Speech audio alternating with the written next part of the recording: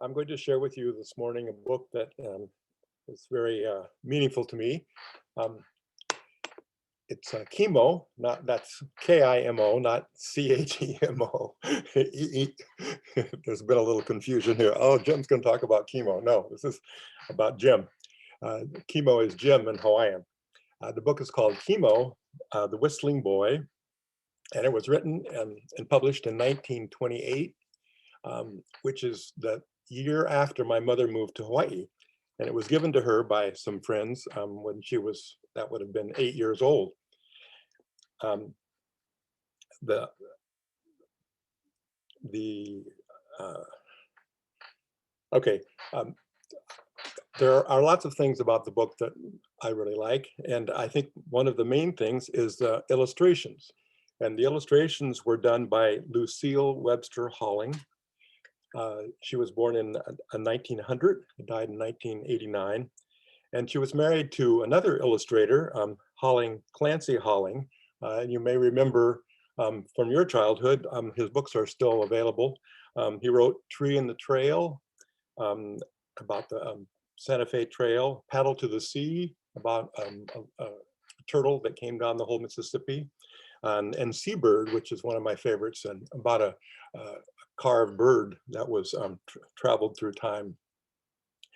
At any rate, Lucille Webster Holling, I think, is best known for this particular book, which she wrote when she was first married to him and did all the illustrations herself. The books that Clancy Holling wrote were illustrated mostly by him, but she also did quite a bit of the illustrations and helped out on them. The woman who wrote Kimo is Alice Cooper Bailey. She was born in San Diego in 1890 and died on the mainland in 1978. But she grew up in Hawaii also. She moved there when she was very young in the same way my mother did. So this book was given to my mom in 1928 when it first came out. And I guess she really liked it. And she gave it to me when I was about the same age, 8 years old. And I identified heavily with Kimo because not only is his name the same as mine, but he was a whistler. And I've always liked to whistle. And so I would like you to see some of the illustrations. As I say, that's one of the parts that I really enjoy. And so Peter is going to show you some of the pictures from the book, and I'll tell you a little bit about them as we're looking at them. So this is the cover of the book, and you can see an illustration here. It takes place in a secluded valley on the big island of Hawaii. And it's a group of Hawaiians who have moved there. It's not exactly told when it happened, but it's probably around 1915, around in there. These people are led by the heroine's grandfather, Keeaumoku, who was a supporter of Queen Leleokalani. And when she was deposed and the Americans took over, he was quite disgusted with what happened and moved. Took a group of people who were loyal to the Queen and moved to this secluded valley and continued to live as they had many years before the white people came and sort of messed up things in the islands.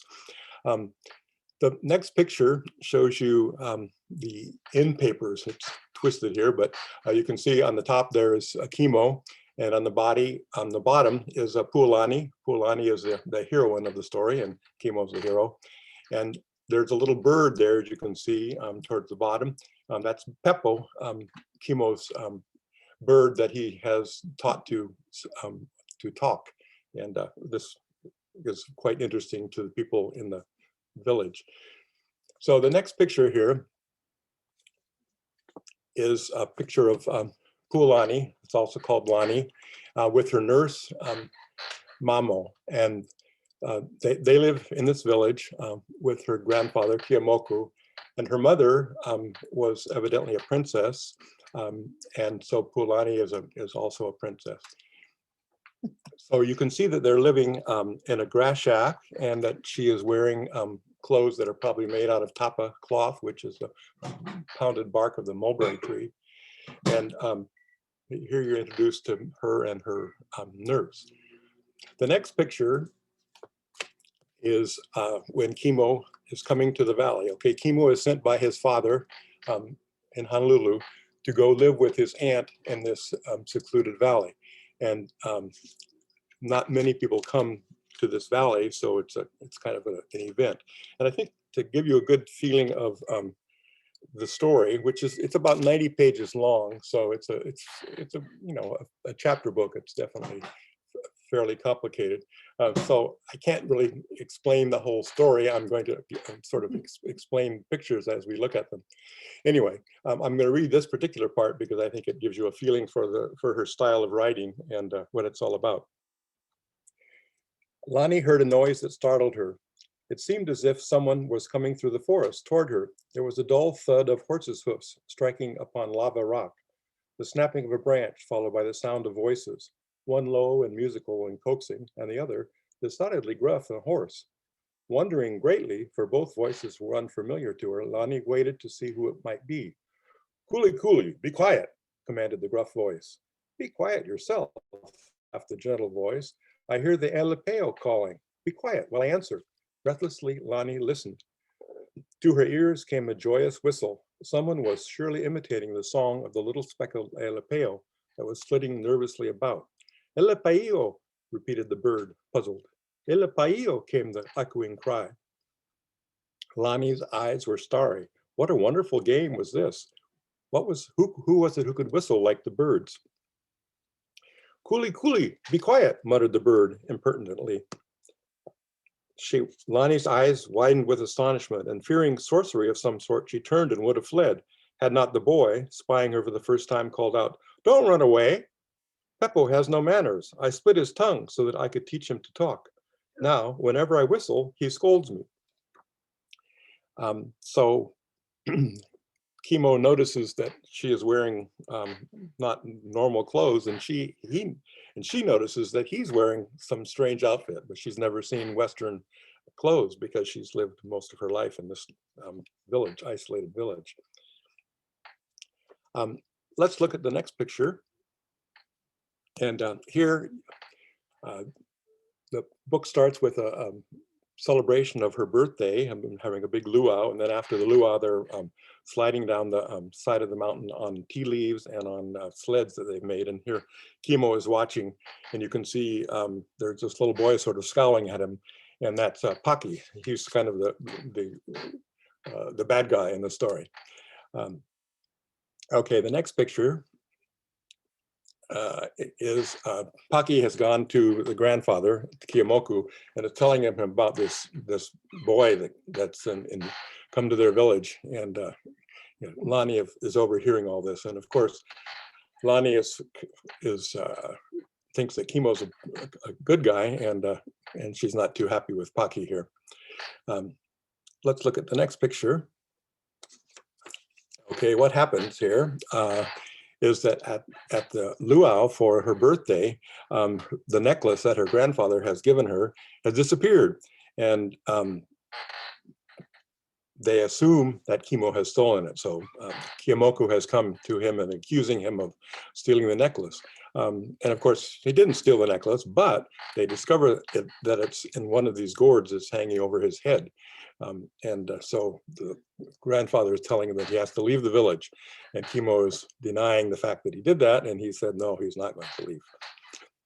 Okay, and the next picture is Lani and Mamo. Mamo is talking to Lani and telling her that it looks as though it's time for them to leave the village and go, travel over the mountains back to Honolulu. When Lani's mother brought her to the village, she asked Mamo to take her when she got old enough, and it looks as though things are not very good for her at this point. So they leave. And the next picture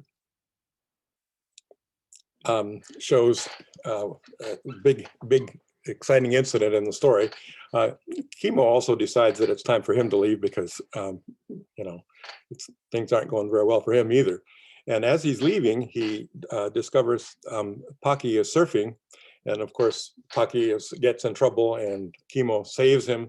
And then Kimo says, and Paki is at least grateful to Kimo for saving him, and tells him that it was his bird that stole the necklace. And so Kimo takes Paki back to the grandfather, and it doesn't make too much difference to the grandfather. He still doesn't think that Kimo should be there, and Kimo realizes that it's time for him to go back to Honolulu. The next picture shows Kimo as he's coming back into Honolulu, and he goes back to his father and finds that his father is in the hospital and not doing very well at all.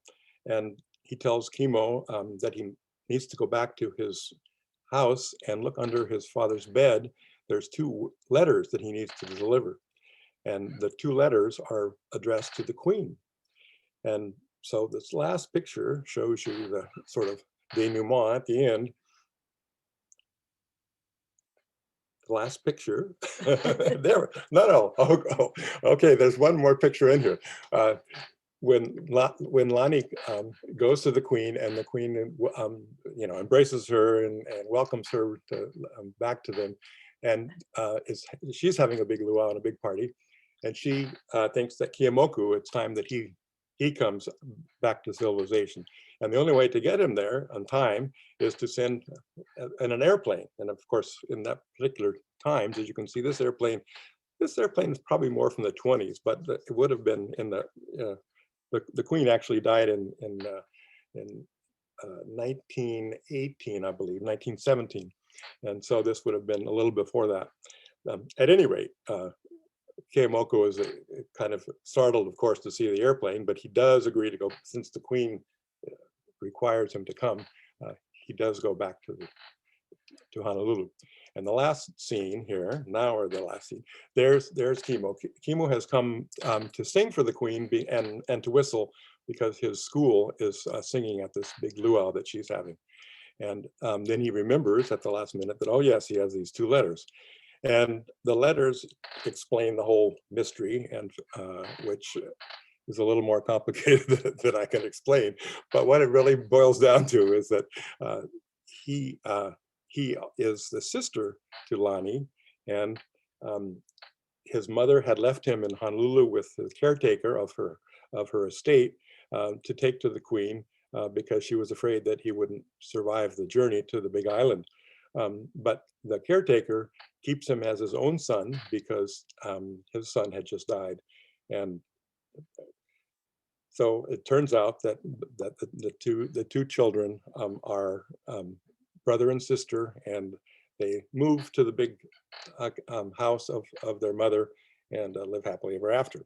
Now, okay, from this you get a picture of a little bit what's going on in the story, but I think besides those illustrations, which are the big illustrations, I want to show you some of the other.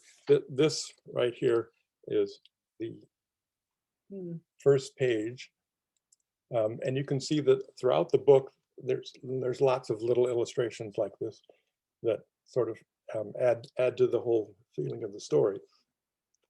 And what is it about this book that intrigues me, and why was I so interested in it?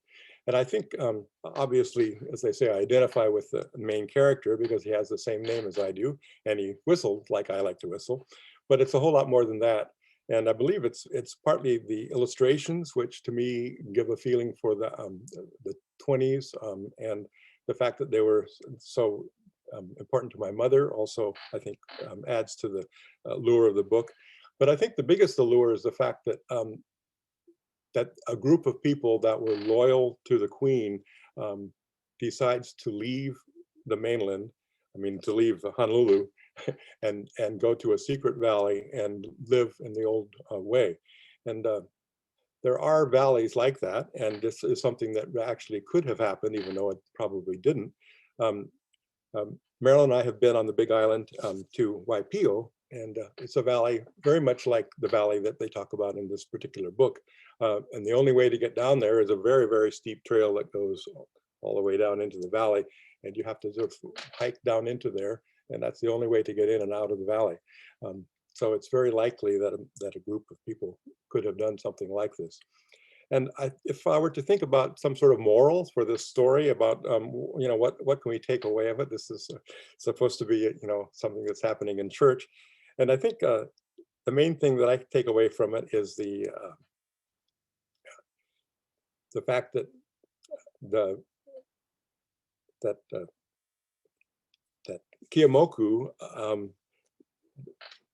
learns to forgive and decides at the end of the book that it's more important to be with his granddaughter and to go back to civilization than it is to hold the grudge against the fact that the Americans had taken over the islands. And and he realizes that the fact that the Queen has been able to forgive, and that many of the people that are around her when he comes back to Honolulu are the people who had been her enemies in the first place. Um, all of this makes him realize that perhaps he's able to forgive. Um, I think that's all I want to tell you about it, but I I'd like to hear what you have to say, and what sort of books intrigued you as a child, and do you still go back and look at them, and do you wonder what it is that attracted you to them, and have you figured that out?